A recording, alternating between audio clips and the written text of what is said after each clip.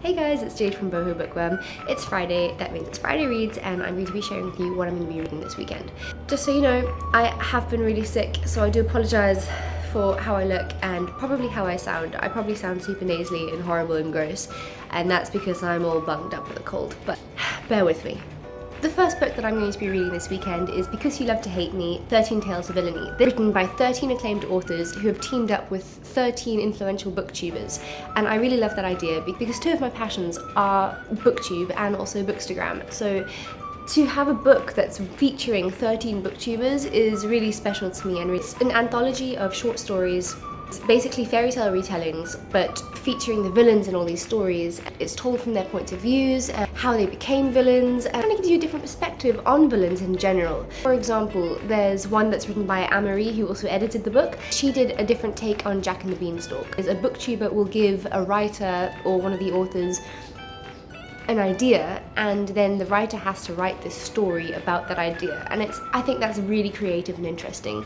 So Amory did Jack and the Beanstalk retelling, and Marissa Meyer teamed up with Zoe Hart, and she did a retelling of The Little Mermaid, but also featuring the Sea Witch. So basically what happens is the Little Mermaid decides when she meets Sam, who is human, she, instead of falling in love with him and living happily ever after as a human, she decides to kill him. And Marissa Meyer writes a story based on that idea, and it's just really interesting, and I love it. I'm about halfway through now, and I'm thoroughly enjoying it. Some of the short stories are not for me, some I found a little bit dull or bland, but most of them so far I love. So far, my two favourites, definitely The Sea Witch and also Amory's own one, Jack. The second book that I'm going to be reading this weekend is Final Girls by Riley Sager, and this is basically, as the title suggests, about final girls.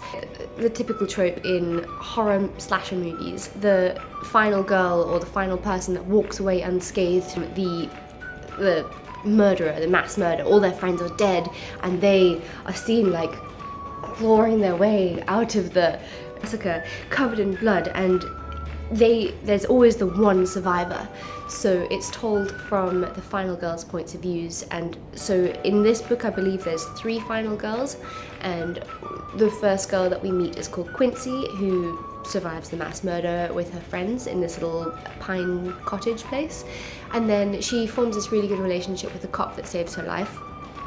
Then a couple of years on, while she's living happily ever after, she discovers that one of the other final girls that she met after her story has actually committed suicide. And then the third final girl gets together with Quincy and they want to investigate her murder because they don't believe that she would have killed herself. I mean, I get it, you know, I think if you have been in that kind of situation, you're going to be scared and it's going to traumatize you to shit, but I still kind of think that you would then want to live your life to the fullest because you almost lost your life and now you have it back, so you should make the most of it. So I think they realised she definitely didn't commit suicide and something's going on. So that's what that one's about. 2 really good books, thoroughly enjoying them. I'm listening to Final Girls on Audible and the narrator's really cool. Her voice is very different and quirky. I can't decide if she's like Canadian or English or American, but it's kind of like a mix, which is really interesting because it's kind of like my accent a little bit, like a South African and English twang, so that's really nice. And I'm not sure what else I'm going to be doing this weekend. I'm recovering from the flu, so probably just going to be taking it easy, chilling out, ordering takeouts and drinking tea. But I hope you'll have a lovely weekend, and let me know what you're going to be reading in the comments down below. See you later, bye.